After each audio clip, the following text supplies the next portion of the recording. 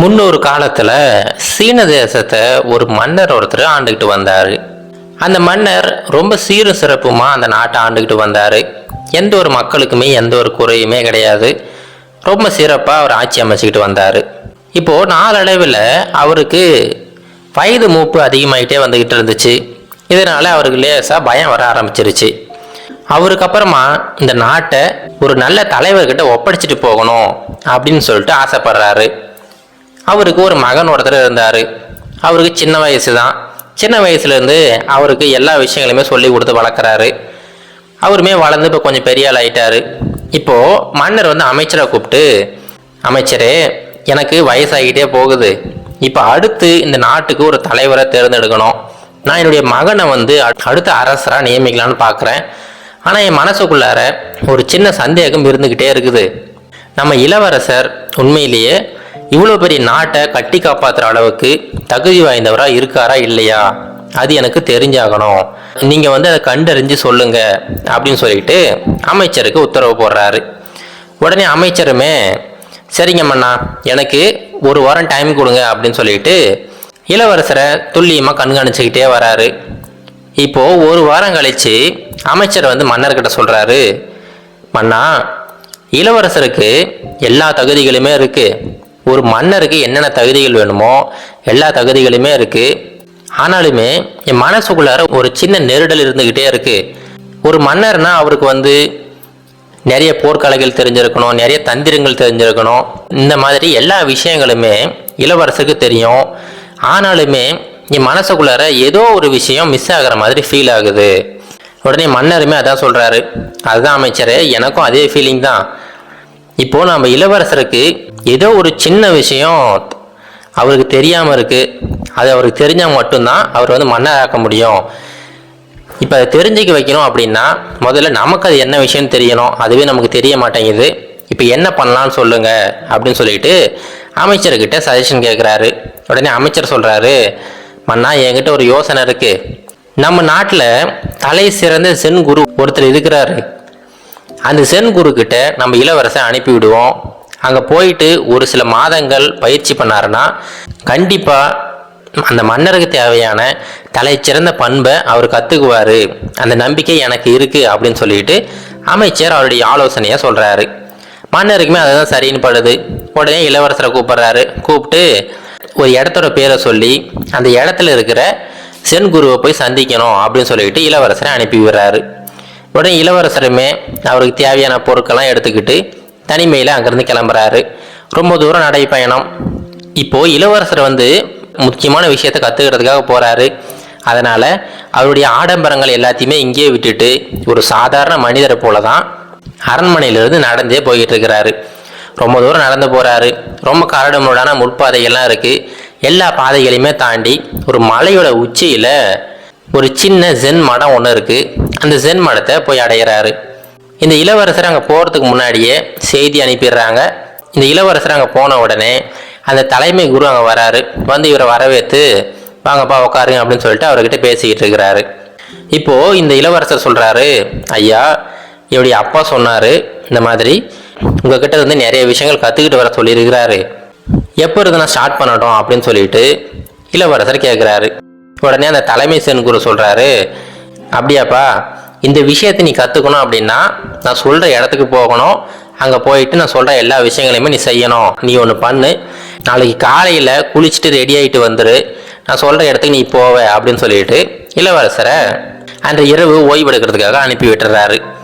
அடுத்த நாள் காலையில் இளவரசர் ரொம்ப சீக்கிரமாகவே எழுந்து குளித்து ரெடி ஆகிட்டு அந்த சென்துருவியை மீட் பண்ணுறதுக்காக வராரு. இப்போ அந்த சென்துருவி சொல்கிறாரு, இங்கே பாருப்பா, நீ ஒன்று பண்ணு, இந்த மலைக்கு பக்கத்தில் ஒரு அடர்ந்த காடு ஒன்று இருக்குது. அந்த காட்டோட மையப்பகுதிக்கு நீ போகணும். அங்கே போயிட்டு அங்கே சின்னதாக ஒரு குடில் அமைச்சிக்க. அங்கேயே ஒரு சில மாதங்கள் நீ தங்கி இருக்கணும். அங்கே தங்கி இருந்துட்டு நீ என்ன பண்ணணும் அப்படின்னா, அந்த காட்டில் என்னென்ன ஓசைகள்லாம் கேட்குது அப்படின்னு சொல்லிட்டு ஒரு லிஸ்ட்டாக எடுத்துக்கிட்டு எங்கிட்ட கொடு. இதுதான் நீ செய்ய வேண்டிய முதல் வேலை அப்படின்னு சொல்லிட்டு அந்த சென்துறவி சொல்கிறாரு. உடனே இளவரசருமே அங்கேருந்து கிளம்பி அந்த காட்டுக்கு போகிறாரு. அது ரொம்ப அடர்ந்த காடு. அந்த காட்டோட மையப்பகுதிக்கு போயிட்டு சின்னதாக ஒரு குடில் ஒன்று அமைச்சிட்டு அங்கேயே வாழ்ந்துக்கிட்டு இருக்கிறாரு. ஒரு சில மாதங்கள் போகுது. இப்போ இளவரசர் என்ன பண்ணுறாருன்னா தினமுமே காலையில் சீக்கிரமாக எழுந்து கண்ணை மூடிக்கிட்டு அப்படியே தியானம் பண்ணிக்கிட்டே இருப்பார். அந்த தியானம் பண்ணுற சமயத்தில் அவருக்கு என்னென்ன ஓசைகள்லாம் கேட்குதோ அது எல்லா ஓசைகளுமே ஒரு பேப்பரில் எழுதிக்கிட்டாரு. இப்போது 2 மாதங்கள் கழித்து மறுபடியும் அந்த செந்துறைவியை சந்திக்க வராரு. வந்தவர் கையில் ஒரு பெரிய பேப்பரோட வராரு. இப்போ அந்த செந்துறைவிக்கிட்ட, ஐயா நீங்கள் சொன்னது போலவே நான் தினம் அங்கே உட்காந்து எல்லா ஓசைகளுமே கேட்டேன். அந்த ஓசைகள் என்னென்ன அப்படிங்கிறத ஒரு பெரிய லிஸ்ட்டாகவே எடுத்துகிட்டு வந்திருக்கேன் அப்படின்னு சொல்லிட்டு அந்த லிஸ்ட்டை படிக்க ஆரம்பிக்கிறாரு. அந்த லிஸ்ட்டில் பார்த்தீங்கன்னா மரங்கள் அசைகிற சத்தம், அப்புறம் புலிகள் கத்துற சத்தம், குருவிகள் கத்துற சத்தம், அப்புறம் மிருகங்கள்லாம் கத்துற சத்தம், இந்த மாதிரி பலவிதமான சத்தங்கள், அதாவது பலவிதமான அந்த காட்டில் இருக்கிற எல்லா சத்தங்களையுமே எழுதியிருக்கிறாரு. எல்லாத்தையும் கேட்டதுக்கப்புறமா மறுபடியும் அந்த செந்துருவி சொல்கிறாரு, சரிப்பா இதெல்லாம் சரிதான், ஆனாலுமே நீ இன்னுமே ஒரு சில சத்தங்களை நீ மிஸ் பண்ணிட்ட. நீ ஒன்று பண்ணு, மறுபடியும் அதே இடத்துக்கு போ, இன்னும் உனக்கு 1 மாதம் டைம் கொடுக்குறேன், அந்த 1 மாதத்துக்குள்ளார வேறு என்னென்ன சத்தங்கள்லாம் நீ கேட்க முடியும் அப்படின்னு சொல்லிட்டு கேட்டு எழுதிக்கிட்டு வா அப்படிங்கிறாரு.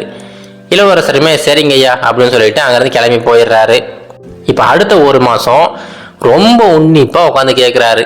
இதுக்கு முன்னாடி என்னென்ன சத்தங்கள்லாம் அவர் கேட்கலையோ அந்த சத்தங்களை கூட கேட்கறதுக்காக ரொம்ப உன்னிப்பாக கவனிக்கிறாரு. இவர் கவனிச்சதில் நிறைய புது சத்தங்கள்லாம் அவர் கேட்குது.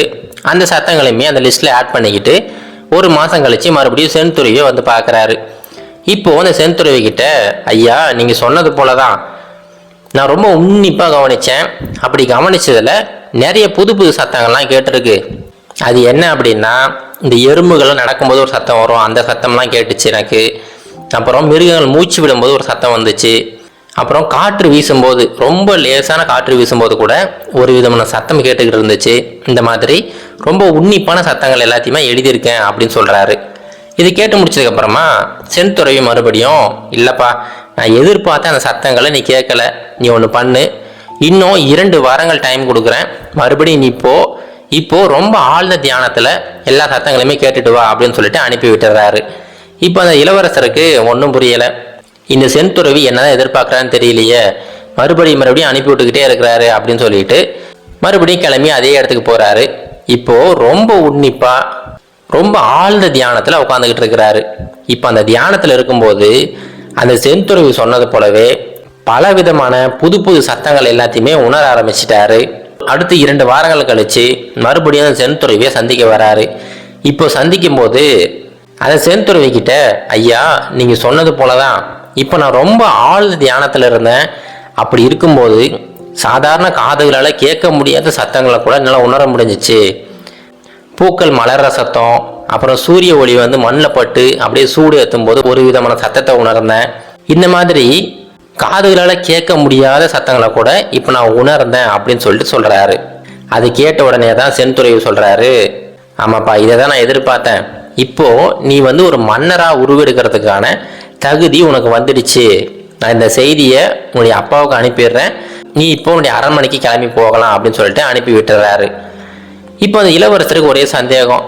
இப்போ அந்த சென்குருக்கிட்ட கேட்குறாரு, ஐயா இதுக்கு முன்னாடி நிறைய சத்தங்களை கேட்டுக்கிட்டு வந்தேன், அதெல்லாம் இல்லை புது சத்தங்களை எனக்கு வேணும்னு சொல்லிட்டு அனுப்பிக்கிட்டே இருந்தீங்க, என்ன காரணம்னு தெரிஞ்சுக்கலாமா அப்படின்னு சொல்லிட்டு கேட்குறாரு.